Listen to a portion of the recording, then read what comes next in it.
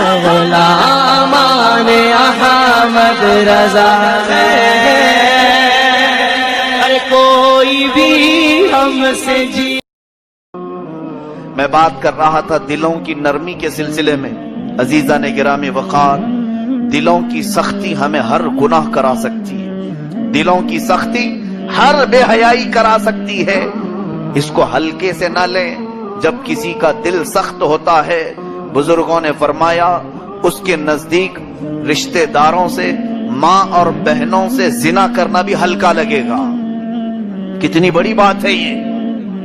چوری، چغلی، غیبت، گالی، یہ سب تو چھوڑ دو۔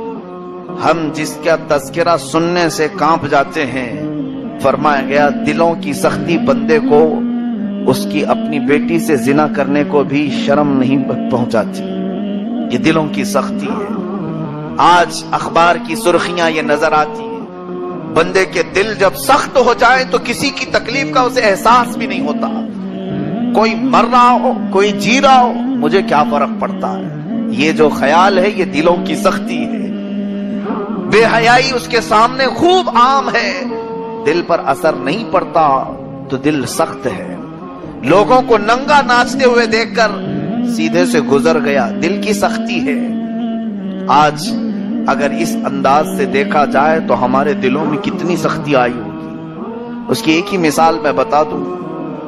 آج پوری دنیا ملک شام پر ٹوٹی پڑی ہے۔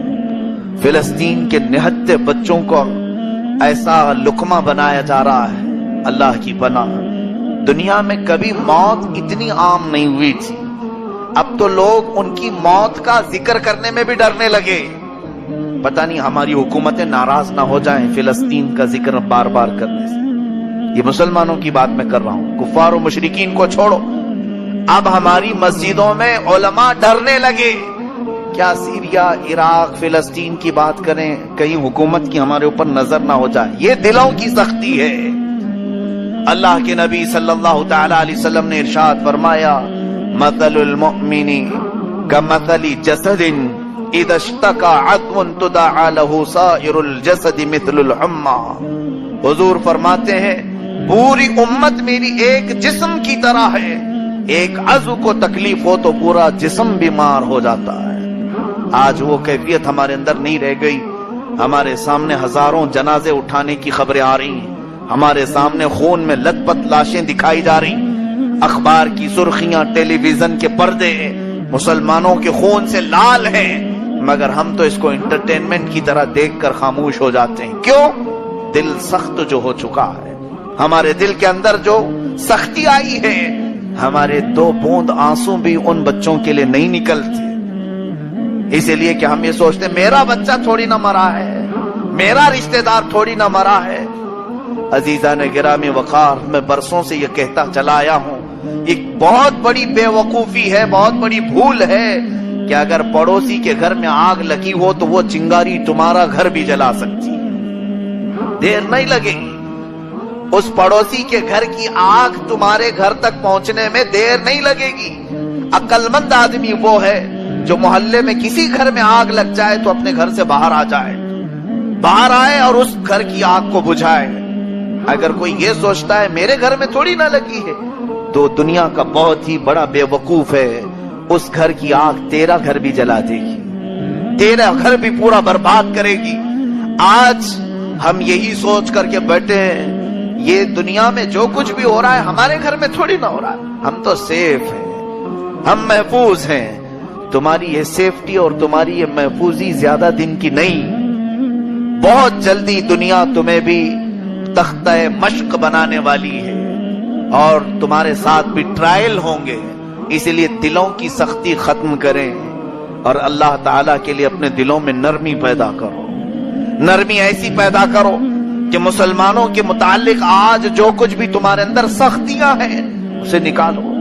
چلو دوسروں کی باتیں تو چھوڑ دو، یہاں کئی ایسے معاملات ہمارے سامنے ہیں، بھائی بھائی سے ایسے بات چیت نہیں کرتا کہ کورٹ میں چلے گئے ہیں، ماں بیٹے کے خلاف مقدمہ دائر کی ہوئی ہے، مختصر سی ایک جائیداد کے لیے، چھوٹی سی پراپرٹی کے لیے، ماں باپ ایک طرف، بیٹا ایک طرف، بھائی اور بھائی ایک गलीज किस्म के आदमी के सामने अपना सर झुकाकर फैसला लेने के लिए खड़े हैं। नहायत ही नीच किस्म के लोगों के सामने उन्हें हकम बांध करके हाथ बांध कर खड़े हैं कि आप हमारे बारे में क्या हुक्म सुनाएंगे। ये आज हमारी कैफियत है। कई बहनें अपने भाइयों से मिलने के लिए तरस जाती हैं, मगर भाई तो पूरी दुनिया के लिए लुटाने को तैयार है, अपनी बेवा बहन को एक लुकमा देने को तैयार नहीं। ये दिलों की सख्ती नहीं है तो और क्या है। काश ये रमजान तुम्हारे दिलों में नरमी पैदा करता। ऐसे जितने सिला रहमी रिश्तों को काट दिया है तुमने, उन्हें जोड़ लिए हो। यकीनन रब तबारक व तआला के हबीब सल्लल्लाहु अलैहि वसल्लम फरमाते हैं, जिसने दुनिया में रिश्तों को काटा, क़यामत के दिन उसी तरह उसे हमारी सफ़ों में से काट कर दोज़ख में डाल दिया जाएगा, हमारी सफ़ों में से निकाला जाएगा। और जिसने रिश्ते जोड़े, अगर वो क़यामत के दिन किनारे भी खड़ा हो तो मौला उसे मेरी सफ़ों में जोड़ देगा, उसे जन्नत में ले जाएगा। सिला रहमी आज की सख्त जरूरत है।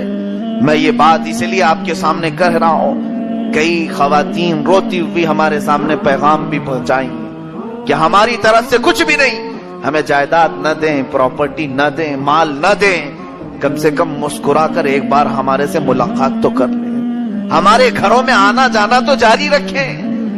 नहीं, भाई और उसकी बीवी इस तरह सोचते हैं कि अगर ये बहन आने लगे तो फिर ये कोई मुकदमा न करते, हमारा माल हड़प ना ले जाए।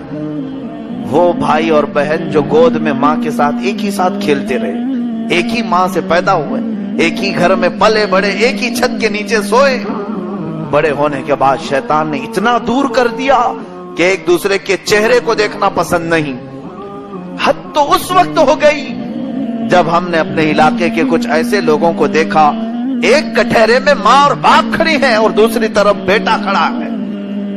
जज के सामने माँ और बाप एक तरफ, बेटा एक तरफ।